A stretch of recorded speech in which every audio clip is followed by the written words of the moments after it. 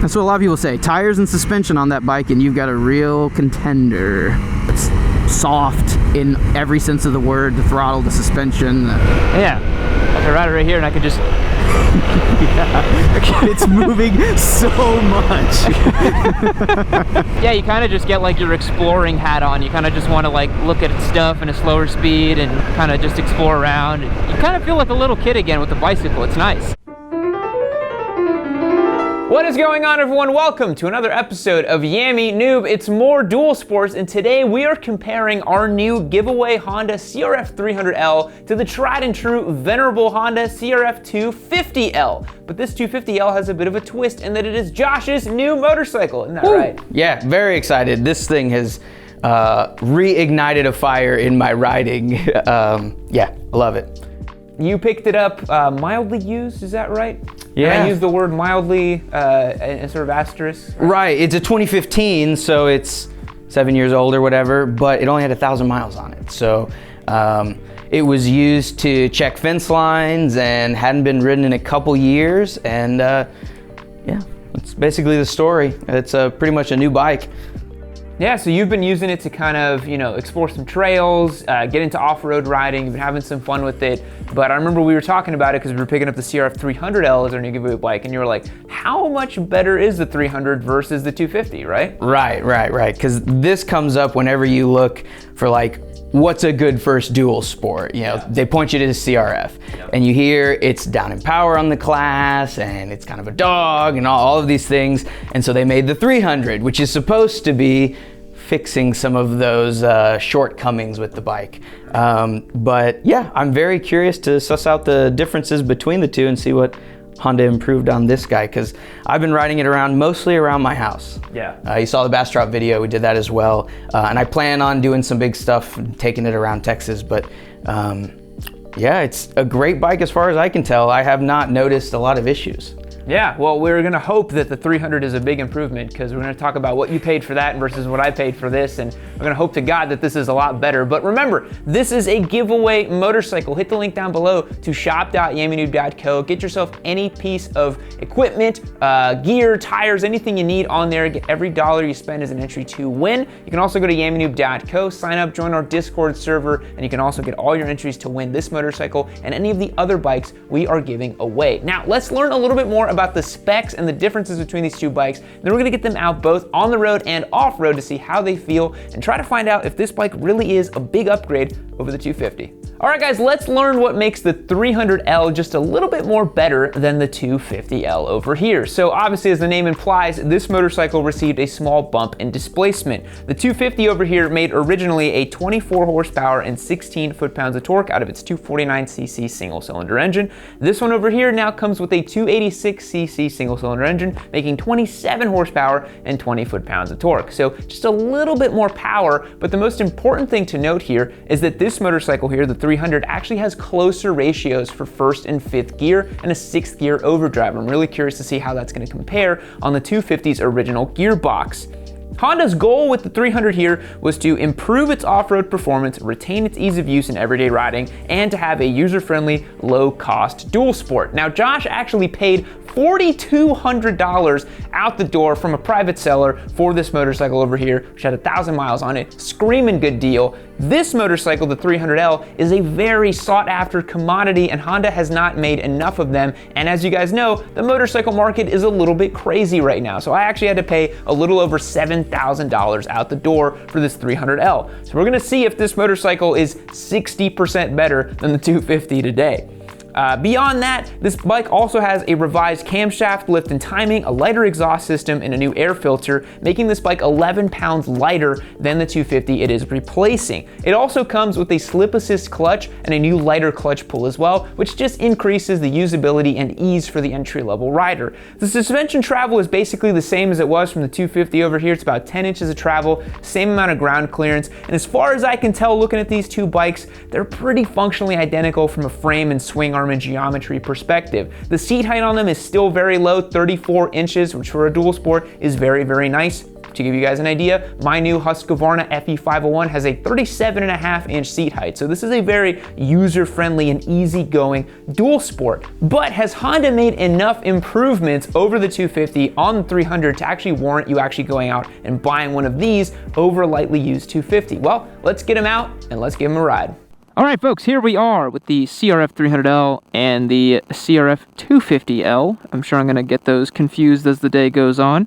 One thing I wanted to mention to you guys before we get this ride started is if you go over to shop.emd.co, get yourself one of our Nelson Rig bags. We're a vendor for Nelson Rig, and we sell all kinds of great stuff on the store. Pick up a bag, any kind of bag, any luggage, and you'll get yourself max entries to win the CRF300L for the month. So don't miss that. We've got this one outfitted with the Nelson Rig bag, so we can kind of do a nice little day trip on it, whatever you want to put in there. Kind of adds to the functionality of this bike, which is pretty sweet. Josh, I feel like the CRF300L looks better than the 250. I agree. Yeah, I agree. I really like the black wheels on the 300. I think the black overall over the white just looks a little bit better. They've added some extra shrouding here around this fairing near the gas tank. Makes it look a little more serious dirt bike, you know? Kind of cool. Yeah. Look at that the horns headlight on a different side. The headlight looks great. My goodness. Yeah, I have to agree. It's very sharp looking now. I like the extra black, like you said, some of the other stuff. It's a good looking motorcycle. So let's do this, man. I'm going to jump on the 250 since I don't have much experience on it. You've got a lot of experience on the 250 since you bought it and put on some mileage on it. You jump on the 300. We're going to do this little trail here real quick and get the off-road impressions on these two bikes. Now, for the folks at home, we have put the same amount of fuel in these two bikes. They're both filled up.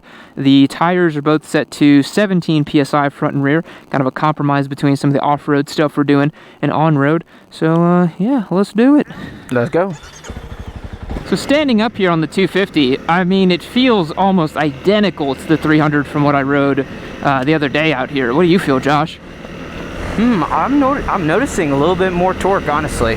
It's not so lazy. The 250, I think, is lazier than this 300 is, which is obviously the most obvious difference because their names are different.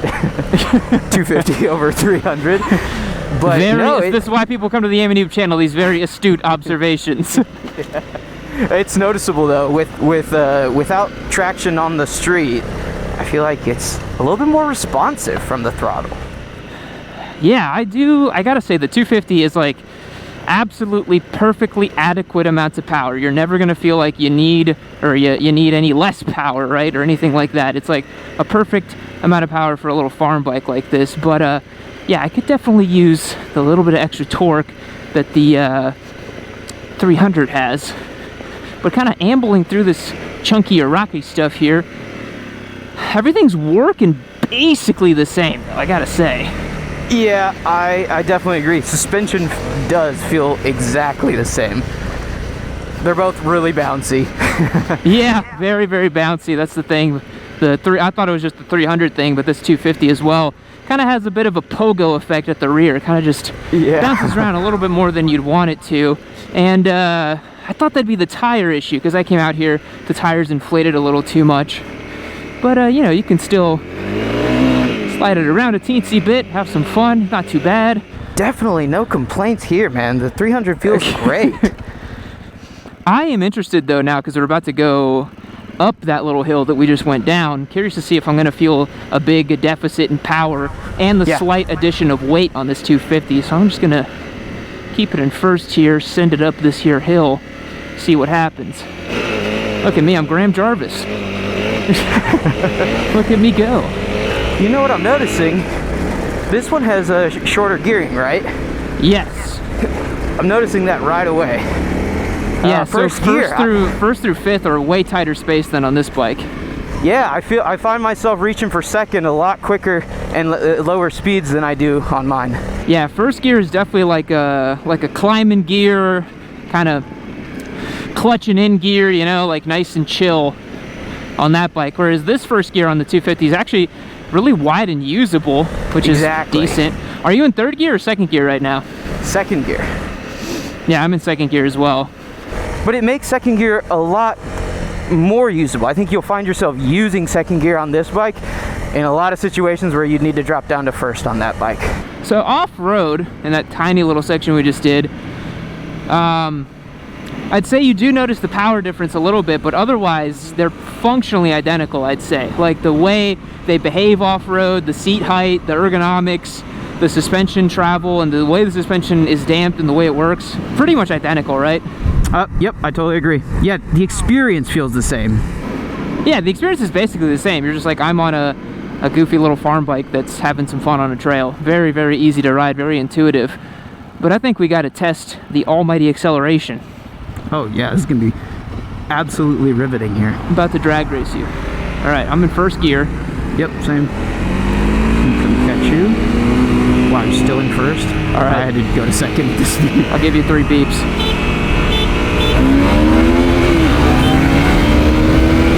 Wow, wow, look at him go! That is what 4 extra horsepower and 3 foot-pounds of torque gets you, ladies and gentlemen. That's right. You will win the slow drag race. Yes, you will. You also weigh, I think, 30 pounds less than I do, so that helps. Especially on a bike with this little power. Those tighter gears help you out too. I could tell you were pulling into third before I even got out of second. That was pretty cool. Yep. I think that's something that Honda picked up, you know, because everybody who has that 250 will tell you their own opinion on how to fix the final drive gearing to get the feel that you're probably getting from a bike like this. You're going to compromise that top end speed, but I think everyone wants those 250s to feel like this one does from the factory. Yeah, and I think Honda just listened to their customer base and listened to what people actually wanted out of the bike, and they're like, oh, they just want like there's a little bit more punch and poke down low, so they solved that by giving you an engine with a larger displacement, but also tighter gears, which helps.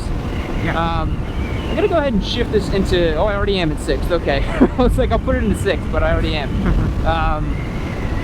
Do you notice 6 being more of an overdrive gear on that bike? Yeah. We're not going fast, but yeah, it's relatively low RPMs. I could be doing these speeds in 5th all day long, you know, 50, 55, something like that. So yeah, I'm curious to get this up to 70 in 6th gear and see how much different it feels.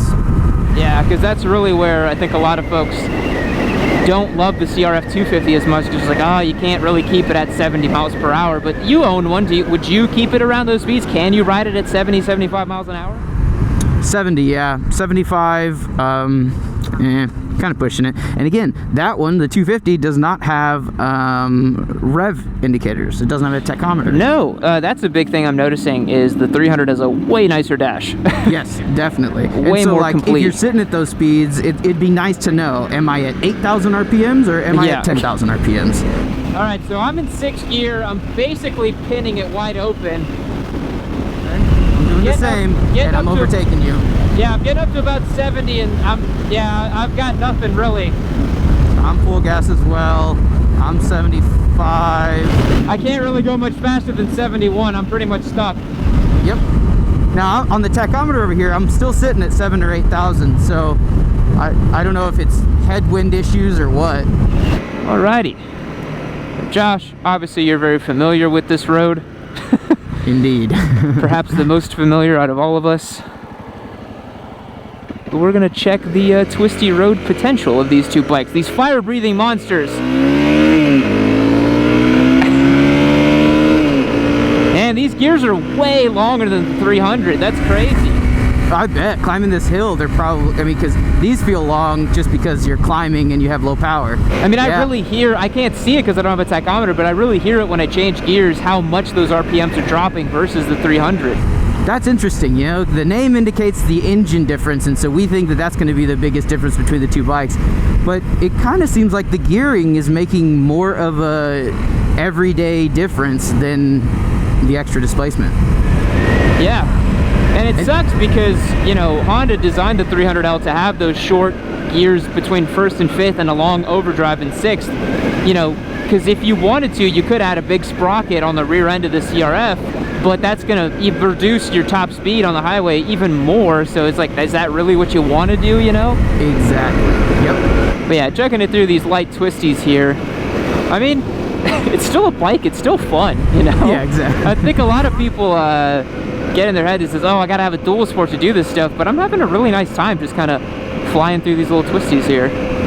Yeah, absolutely. It's totally different than doing it on a sport bike, but like it's fun. You're going a little bit slower. You lean the bike differently. It feels different to hustle around curves on a dual sport than a real full-size street bike. One of the things you said before we started the cameras that I really liked was that, you know, every bike you ride is going to kind of inform how you're going to ride it. You know, you were saying that, you know, this bike, your SV650 and your GS, you know, you approach each of those very differently whenever you're jumping on the saddle. Like you were saying, when you jump on the 250, you just kind of take everything a little easier, a little more mellow, you know? Yeah, exactly. That's one of the things I never expected about motorcycles. That they're kind of like a little personality, and some are so high-strung and crazy, and they encourage you to do that, to behave that way. But that bike mellows me out a little bit. Yeah, you kind of just get like your exploring hat on. You kind of just want to like look at stuff in a slower speed and kind of just explore around. You kind of feel like a little kid again with the bicycle. It's nice.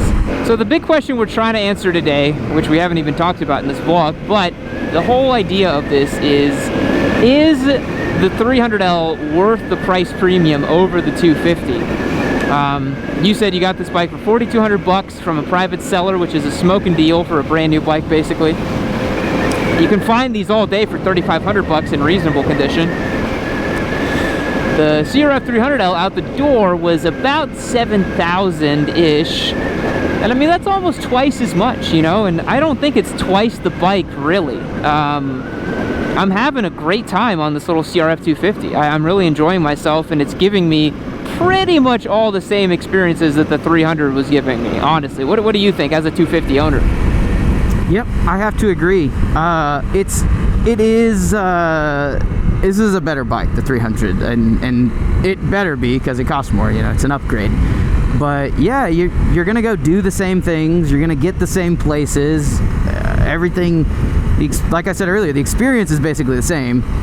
This bike just does it a little bit better, slightly better, but you can still tell they're the same bike.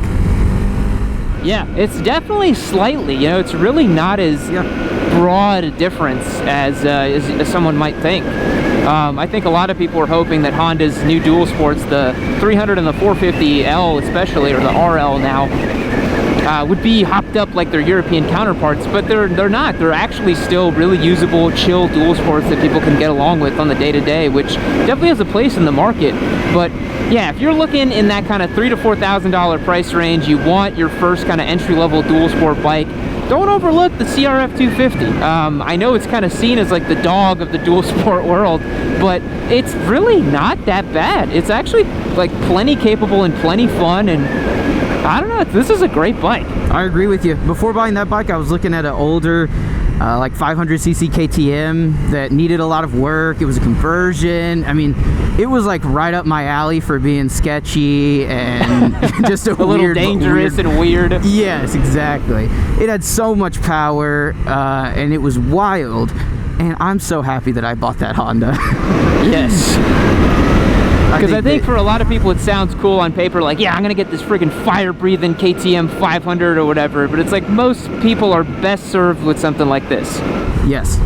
You can relax more riding that bike, because it's not so hairy, it's not trying to throw you off at weird times, it's predictable, it's soft in every sense of the word, the throttle, the suspension. Yeah.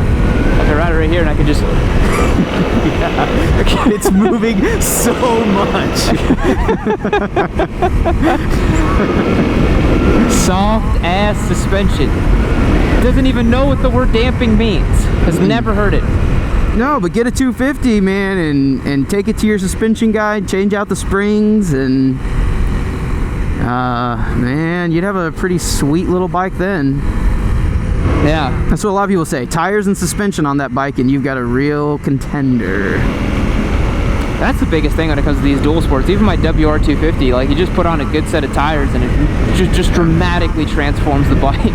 And the best part about the 250 is that time seemingly stands still on it, because it's been 1 o'clock since I got on the bike, and it's still 1 o'clock here on the clock here. I'm not sure why, but it's, you know, maybe the bike is so good, time stands still, you know? That's right. It's always 1 o'clock on the CRF. All right, folks, I think that's going to wrap up the CRF250 versus 300 comparo. Our final thoughts is you could probably get away with getting a 250. If you're looking at these two bikes, I don't really think the super big price premium is worth it for the CRF300. The 250 is a great bike, don't overlook it, and save yourself a bunch of coin. And I think it's going to wrap up our thoughts. So we'll catch you in the next one. See you later. Keep watching Yamino.